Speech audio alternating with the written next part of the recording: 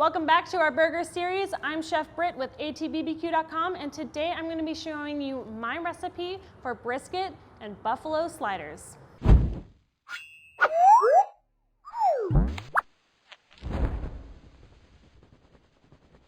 So a lot of you out there love buffalo burgers, you love brisket, so we're going to join them together and do a 50-50 mix, which is really great because brisket is super fatty with about a 30% fat content, while buffalo tends to be leaner, somewhere between 10 and 15%, so it's going to be really great. We're going to ramp up the earthiness of the buffalo with a nice coffee rub from Cattleman's Grill, and we're going to make some condiments, including a shallot marmalade, which is going to give us some brightness and acidity to sort of punch through that earthiness of the buffalo.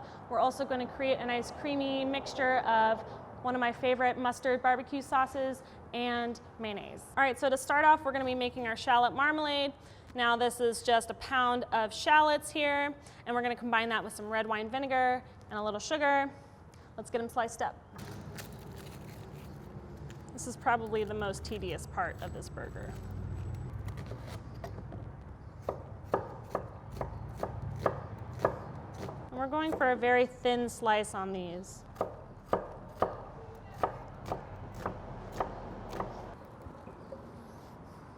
And then I'm going to get an entire 16-ounce bottle of red wine vinegar.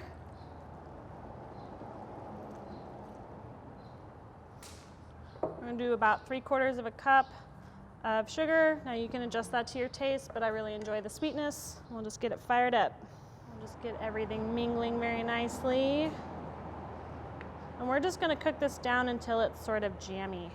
So while that's cooking down, I'm going to go ahead and mix together my other condiment, which is just a half and half mixture of prepared mayonnaise and the smoky mustard from American Stockyard. And you can play around with the proportions if you like something creamier or more mustardy, but it's just a really easy condiment to put together. And I'll tell you what I really love is the whole grain mustard that's kind of floating around in here. So I'm actually gonna ramp that up and add a little more whole grain mustard with this triple crunch from Kozlik's, just so we can have that textural contrast. So we're getting pretty close. There's still quite a bit of this sort of residual vinegar that's cooking down. So this is about the time that I like to season it with a little salt and pepper. So we'll get a nice good pinch.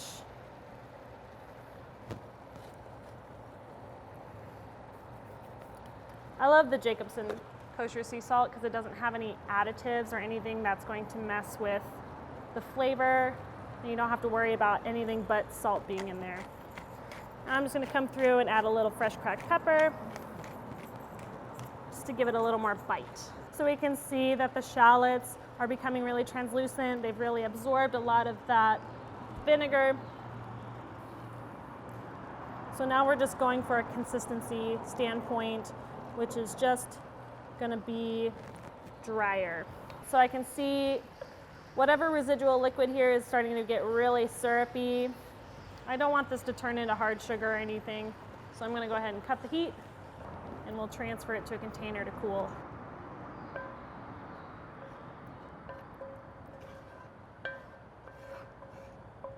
It's beautiful. It smells really pungent. I keep kind of choking on the fumes of the vinegar, but I know it's going to be the perfect amount of acidity just to kind of cut through all of that earthiness. So to create our custom grind for our burger, I'm going to be using pre-ground bison just because it's readily available. And for the brisket, I've managed to just use sort of this smaller roast cut. So I'm just going to cut this up into strips, and we'll feed it through our Anchor Shroom meat grinder, and it'll be wonderful. All right, so we're going to get this set up. I'm going to use a medium die. It's pretty standard burger grind size. Now these parts are frozen, they've been in the freezer, and that's going to help us keep the fat intact as it grinds. So just working on a low speed, we'll feed this through.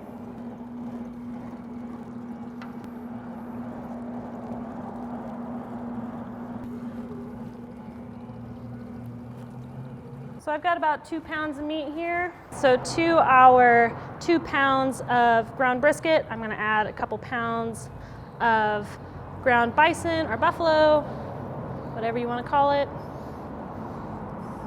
And then I'm also going to add a 1/4 cup of this Cattleman's Grill Smoky Chipotle. It's got wonderful chili flavors, but it also has some sweetness and, most importantly, coffee grounds. So we're just gonna mix these together and get our burger nice and seasoned up. Now it's important that you don't mix this seasoning in too far ahead, no more than an hour before you wanna head out to the grill with your patties. And that's because the action of grinding, the action of mixing, and the seasoning release what's called myosin. And the myosin is what gels up when it's cooked and sort of holds these crumbly patties together. Now, if you season too far ahead of time, it accelerates the action of the myosin and will just create a sort of hammy, drier burger. We don't want that. We want tender, but delicious. All right, so I'm gonna use a cookie scoop to get my patties weighed out. Somewhere between 3 and 4 ounces is ideal, I think, for a slider. I'm hoping to get somewhere around 12 burger patties for this. I might even get a little bit more or less, just depends. So now I'm gonna form these up a little bit so they're not so craggy on the edges. And I'm gonna use sort of my bun as my guide, and I'm gonna overshoot the size of the bun just a little bit because I anticipate these to shrink.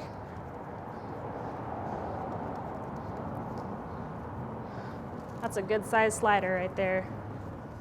You don't want to overwork the meat, again, because it accelerates that myosin production, but I do want it to hold its shape. So we're working with the best here, the Yoder Smokers YS640S pellet grill. I've got it stocked full of pecan pellets. I took the diffuser plate out and I put a cast iron griddle over the firebox. So we're gonna get a blast of heat that's gonna create a delicious crust on our burgers. Today I'm gonna season up my griddle with a little beef tallow. If you guys remember, I used the beef tallow for some brioche buns a couple weeks ago. So if you don't render your own beef tallow, you can absolutely find it at the store now. So feel free to check that out. Okay, so speaking of beef tallow brioche buns, that's what I decided to make for this burger. So we're gonna get those toasted up.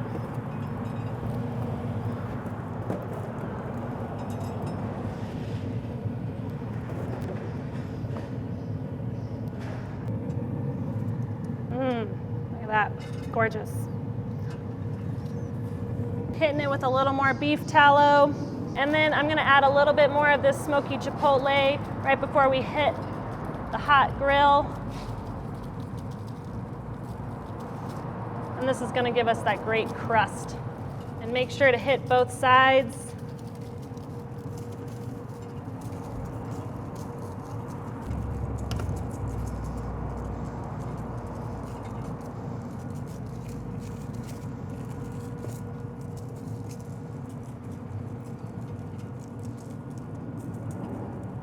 Here we go.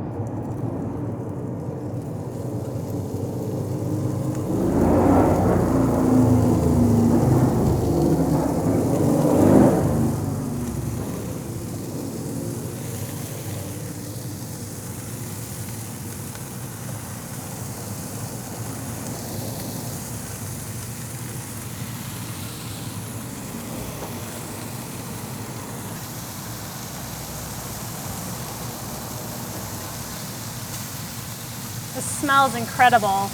Very smoky, earthy, beefy.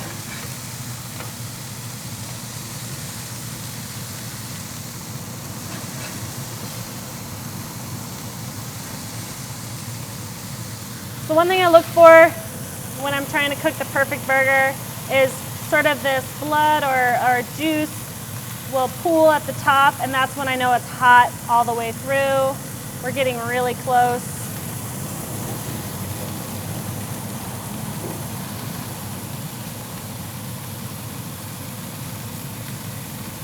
Perfect. Let's pull them.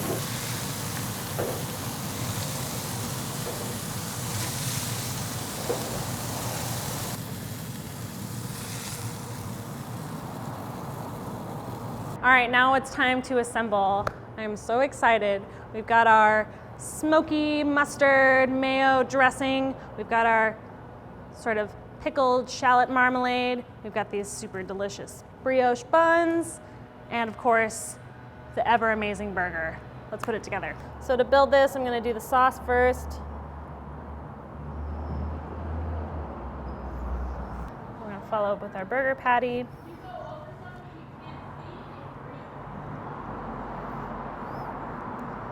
And then just a touch of our shallot marmalade.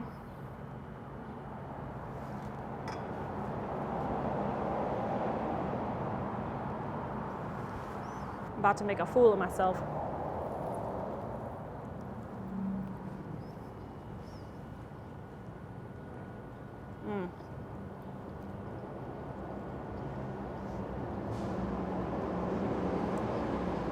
Wow.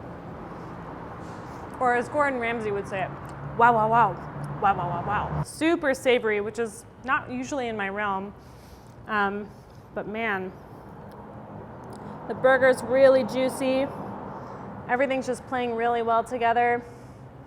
It's an explosion of flavors. I don't even need to tell you, I've already told you about all of the amazing flavors. You just have to experience it for yourself and make one. All right, well that wraps it up for me from this burger series. I hope you guys learned a lot along the way. If you want to see more recipes, tips, or techniques, head on over to atbbq.com/thesauce, and you can see all the recipes that Chef Tom and I are building just for you guys. After watching this, if you're in dire need of some of those flavors, head on over to atbbq.com. You can check out all of the tools, all of the grills, everything we use for this series. All things barbecue, where barbecue legends are made.